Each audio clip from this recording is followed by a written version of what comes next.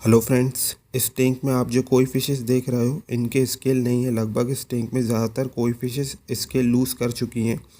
ये fishes swimming करने में एक्टिव दिख रही हैं, पर इन्हें हम अनहेल्दी ही बोलेंगे। आज की वीडियो में फिशेस के स्केल कैसे डैमेज होते हैं, कैसे फिशेस अपने स्केल को लूज़ करती है, इसी के बारे में बात करेंगे।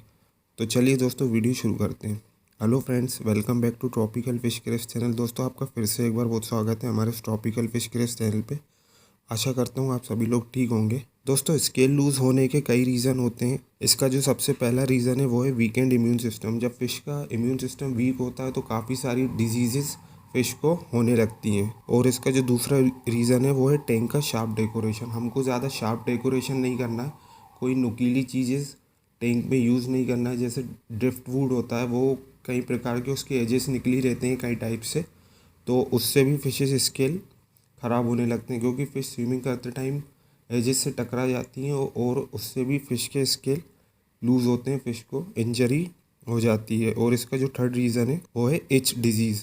दोस्तों, ये जो इच डिजीज़ होती है बहुत कॉमन है, और इसके होने से पहले फ़िश में जो सिम्टम्स आते हैं तो फ़िश को बड़ा स्ट्रेस फील होता है और फिशेस अपने आप को हार्ड ऑब्जेक्ट से रब करने लगती हैं। और जब ये रब करती हैं तो इनके स्केल्स डैमेज होने लगते हैं। ये भी एक बड़ी वजह, और ये सबसे कॉमन है। इस डिजीज़ से पहले फिश ज़्यादातर अपने आप को हार्ड ऑब्जेक्ट से रब करती हैं।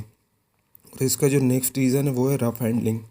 दोस्तों, रफ हैंडलिंग में ये होता है, जैसे हम नेट से फ़िश को ले रहे हैं एक्वेरियम में, जब वाटर चेंज करते टाइम हम फ़िश को बाहर निकालते हैं तो फ़िश बहुत तेज़ भागना शुरू कर देती है, और हम उसको जब नेट में लेते हैं तो ये सब रफ हैंडलिंग में आता है, और इससे फिशेस के स्केल भी ख़राब होते हैं।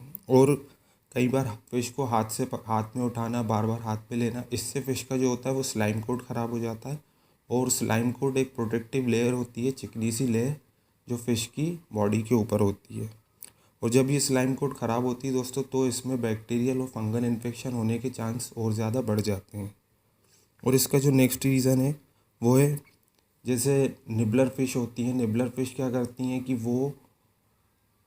ये कोई फिशेस को बहुत ज़्यादा निप करती है, उनको पिंच करती है, तो इसकी वजह से भी फ़िश के स्केल डैमेज होते हैं। और जो नेक्स्ट रीज़न है वो है नॉट फीडिंग गुड डाइट। और जब लेक ऑफ न्यूट्रिशन की वजह से फ़िश को पूरा आहार नहीं मिल पाता और गुड डाइट नहीं होती फ़िश की, और उसकी वजह से भी फ़िश स्केल लूज़ करती है। तो आपको प्रॉपर डाइट भी देना है। दोस्तों, फ़िश के जो स्केल होते हैं वो फ़िश के लिए एक तरह का प्रोटेक्टिव शील्ड होता है, जैसे एक बैरियर होता है जो फ़िश को बैक्टीरियल और फंगल इन्फेक्शन से बचाता है।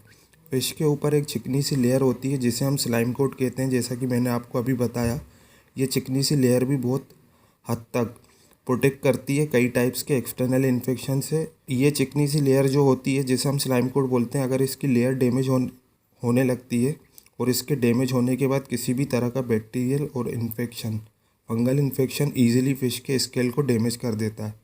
और एक बार जब फ़िश का स्लाइम कोट ख़राब होता है तो डायरेक्ट बैक्टीरियल इन्फेक्शन होने से फ़िश इल पड़ने लगती है, सिक होने लगती है, और फिर इसके स्केल भी लूज़ होना शुरू हो जाते हैं। अगर दोस्तों हम इसके ट्रीटमेंट की बात करें तो इसके कॉमन ट्रीटमेंट में हम क्या कहते हैं, आपको मैं सबसे पहले ये बता दूं, इसका जो ट्रीटमेंट है, अगर आप इसको अर्ली स्टेज पे डिटेक्ट कर लेते हो, जैसे आपके फ़िश के 1 या 2 ही सेल लूज़ हुए हैं, अगर आप इसको अर्ली डिटेक्ट कर लेते हो तो ही हमारे चांसेस होते हैं फ़िश को रिकवर करने के। अब जैसे आप इस टैंक में देख रहे हो, इसमें ज़्यादातर फ़िश के स्केल लूज़ हो चुके हैं, तो इसमें ज़्यादा चांसेस है फ़िश इल हो सकती है। अगर आप इसको अर्ली स्टेज पे डिटेक्ट कर लोगे तो रिकवरी के ज़्यादा चांसेस होते हैं। और इसका जो कॉमन ट्रीटमेंट होता है वो होता है, आप इसको ब्लू और जो जनरल एड मेडिसिन आती है उसके साथ आप इसका ट्रीटमेंट कर सकते हो। इसके ट्रीटमेंट में मैं आपको यहाँ पे बताना चाहूँगा, जो सॉल्ट होता है, वैसे तो ज़्यादातर सॉल्ट ट्रीटमेंट के लिए ही होता है, कई फिशेस को सॉल्ट के साथ ही ट्रीट किया जाता है। पर इस केस में ये होता है दोस्तों, जब फ़िश स्केल लूज़ कर देती है तो हम जब ज़्यादा मात्रा में सॉल्ट को पुट करके इसका ट्रीटमेंट करते हैं स्केल लूज़ होने का, तो फ़िश को सॉल्ट से बहुत सेंसिटिविटी होती है। तो आप बिल्कुल लाइट सॉल्ट का यूज़ करें, और आपका सॉल्ट नॉन आयोडाइज होना चाहिए, जिससे फ़िश को ज़्यादा सेंसिटिविटी नहीं हो। आपने देखा होगा कोरिडोरस फ़िश होती हैं और जो टेट्रास होती हैं, ये स्केललेस फ़िश होती हैं, तो ये नमक से और सॉल्ट से बहुत सेंसिटिव होती है। ऐसे अगर और डिजीज़ की हम बात करेंगे तो उसमें तो सॉल्ट यूज़ किया जाता है, पर ये जो फ़िश स्केल लूज़ करती हैं इसमें तो आपको बहुत लाइट सॉल्ट का यूज़ करना। अगर आप एकदम से बहुत ज़्यादा सॉल्ट ले लोगे तो उससे फ़िश को सेंसिटिव होगी।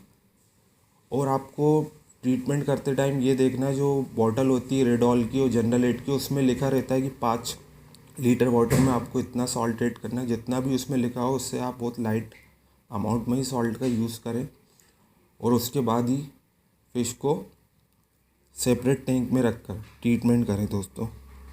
तो दोस्तों ये थे इसके कुछ कॉमन रीज़न्स फ़िश के स्केल लूज़ करने के और फ़िश को इल होने से बचाने से। तो दोस्तों अगर आपको हमारा वीडियो अच्छा लगा हो तो लाइक करना, और अगर आप हमारे चैनल पर नए हो तो चैनल को सब्सक्राइब भी कर लेना।